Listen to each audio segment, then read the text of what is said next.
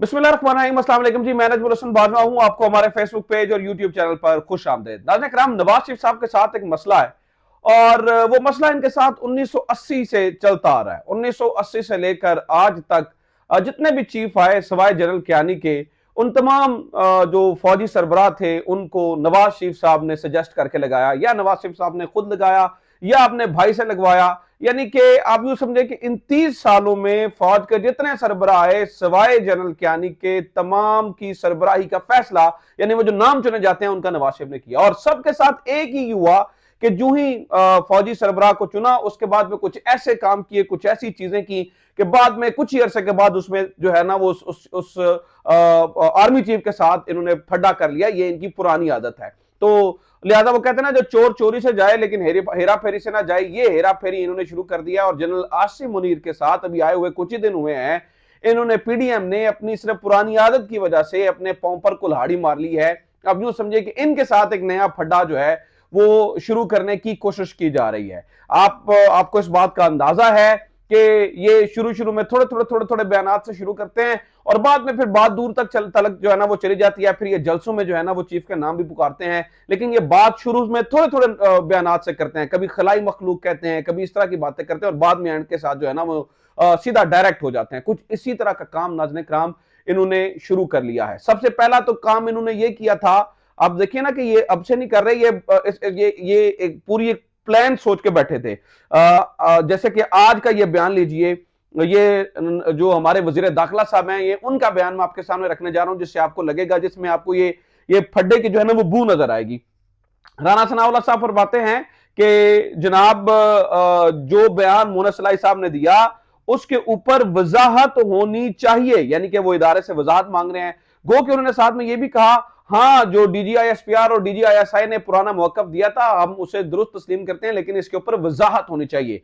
अब वो वजाहत किससे मांग रहे हैं? मोहन सलाई साहब ने क्या बयान दिया था? मोहन सलाई साहब ने ये कहा था कि जनाब जब हमें ये फैसला करना था कि इमरान खान के साथ जाएं या पीडीएम के साथ जाएं, तो हमें जो है ना वो जनरल बाजवा ने कहा कि आप पाकिस्तान तहरीक इंसाफ के साथ जाएं। अब वो जनरल बाजवा चले गए, जनरल बाजवा की कहानी खत्म होगी, जनरल बाजवा रिटायर हो गए, लेकिन अब वो नई क़यादत से यानी कि इदारे से वजाहत मांग रहे हैं। राना सनाउल्लाह साहब ये कह रहे हैं, यानी कि उनके कहने का मतलब है इदारा इस बात पे खुद वजाहत दे कि आया वो न्यूट्रल है या नहीं है। नाज़रीन किराम, ये इसी तरह की शुरुआत होती है, ठीक है। ये शुरू में इसी तरह से थोड़ी चीजें करते हैं, आखिर में जाके फिर अब इन्होंने अपनी पुरानी आदत पे के रहते हुए, भैया आप इस तरह की जो तनकीद है या इस तरह की बात तो इमरान खान ने नहीं की। आप देखें जो पिंडी वाला जलसा था, पिंडी वाले जलसे में जो है ना वो इमरान खान ने नाम तक नहीं लिया जनरल आसिम मुनीर का। ये भी नहीं कहा कि हम आपसे जो है ना वो कोई मुतालबात रख रहे हैं, कोई ऐसी बात नहीं की। लेकिन हुकूमत ने जनाब वाला वजाहत मांग के ना पहला मुतालबा अपने ही फौजी क्यादत से या अपने इदारे से, जिसकी क्यादत नई अभी तब्दील हुई है, जिसकी टीम अभी नई तब्दील हुई है, उनसे जो है वो वजाहत मांग ली है। अच्छा, इसके पीछे पूरी एक चेन है, ये मामला सिर्फ यहां तक नहीं है। मिसाल देता हूं, आज आजम नजीर तारड़ साहब किसी मामले पर बयान दे रहे थे, तो समझ में आया कि आजम नजीर तारड़ साहब तो वही आजम नजीर तारड़ साहब नहीं है जिन्होंने कुछ दिन पहले इस्तीफा दे दिया था और उनका इस्तीफा फौरी तौर पे कबूल भी हो गया था। तो बाद में ऐसा क्यों हुआ नाज़रीन किराम के एकदम से जो है ना वो उनको दोबारा काम पे जो है ना उन्हें काम जारी रखने की हिदायत की गई? तो हमें जरा ये बताते हैं कि जो वजीर कानून साहब हैं, जो उन्होंने आसमा जहांगीर कॉन्फ्रेंस में जिस तरह के नारे पे ये हंसते रहे, जो फौज के खिलाफ नारेबाजी होती रही उसके ऊपर ये हंसते रहे, तो इसके ऊपर एतराज हुआ था। जनरल बाजवा चुके जब मौजूद थे तो उनकी जानिब से ये एतराज किया गया था कि अब ये क्या हो रहा है फौज के खिलाफ, और आपके जो वजीर कानून है वो हंस रहे हैं। तो इसके ऊपर उनसे इस्तीफा तलब किया गया था आजम नजीर तारड़ साहब से। तो जो ही बाजवा साहब ने रिजाइन किया, फौरी तौर पर जनाब उन्होंने कहा नहीं, आप जनाब आजम नजीर तारड़ साहब से कहा आप अपना काम जारी रखें। अब यहां पर फिर इंपॉर्टेंट बात यह है कि अगर ऐसा कोई एतराज अगर हुआ था, चूंकि अभी इसकी वजाहत नहीं हुई, तो मैं इसे मुबैना तौर पे कह सकता हूं, क्योंकि मेरी इत्तलात है इसलिए मैं इसे मुबैना तौर पे कह सकता हूं कि आजम नजीर तारड़ साहब पे एतराज हुआ था। तो अगर ऐसा कोई एतराज था तो सवाल सबसे पहला यह बनता है कि क्या वो एतराज शख्सी था? नहीं, वो फिर एतराज इदारे की जानिब से था। कि आप देखें जनरल बाजवा के खिलाफ वहां पे नारे नहीं लग रहे थे, फौज के खिलाफ नारे लग रहे थे आसमा जहांगीर कॉन्फ्रेंस में, तो आजम नजीर तारड़ साहब उसके ऊपर हंस रहे थे। तो जनरल बाजवा के जाने के फौरी बाद इन्हें पता था क्यादत नहीं आई है, ये कितना कोई एतराज करेंगे, आते ही तो एतराज थोड़ी करेंगे। तो इन्होंने क्या किया नाज़रीन किराम, इन्होंने जो है ना वो आजम नजीर तारड़ साहब को जो है वो दोबारा बहाल कर दिया है। वैसे मैं हैरान होता हूं। आप देखिए कि पीडीएम जिसे पता है कि ये इस वक्त एक ऐसी जमीन पे खड़े हैं जो जहां बिल्कुल इनके पांव मजबूत नहीं है, तो ये ऐसा क्यों कर रहे हैं? क्या ये बेवकूफ है? नहीं नाज़रीन इकराम, ये बेवकूफ नहीं है, ये पूरे सियाने हैं। इन्होंने पूरी जो है ना वो सियानत से ये काम करते हैं। ये एक आप समझ लें कि एक एग्जिट होने का एक दरवाजा अपने पास रखते हैं जहां पर वोट को इज्जत दो का बयानिया दोबारा से जिंदा करने के लिए हमें मौका मिल सके। और उसके लिए ना ये पॉइंट मिल गया है। कल को ये जलसे में खड़े होकर कहेंगे देखें जनाब के हमने तो कहा था वोट को इज्जत दो।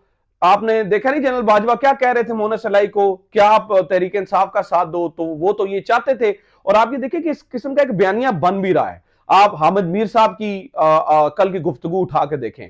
हामिद मीर साहब भी ये गुफ्तगू करने की कोशिश कर रहे हैं जैसे जनरल बाजवा जो है वो पूरा सपोर्ट कर रहे थे तहरीक इंसाफ को, बल्कि वो बुला बुला के कहते रहे, लेकिन पीडीएम डट गई, वो खड़े हो गए। ये हामिद मीर साहब की गुफ्तगू है। आप एक मिनट के लिए सोच के देखिए कि पीडीएम के टांगों में इतना शोरा है कि वो डट जाएं। अगर चीफ ये कह रहा हो कि आप इमरान खान के साथ जाएं, तो ये पीडीएम एमकेएम वाले डट जाएं। क्या एमकेएम की क्यादत है? एमकेएम की क्यादत जो है ना वो अल्लाह को हाजिर नाजर जान के इस बात से इख्तलाफ करके दिखाया। क्या एमकेएम की क्यादत ने असद उमर साहब को नहीं कहा था कि हमें आप आज एक इदारे से कॉल करवा दे तो हम रुक जाते हैं?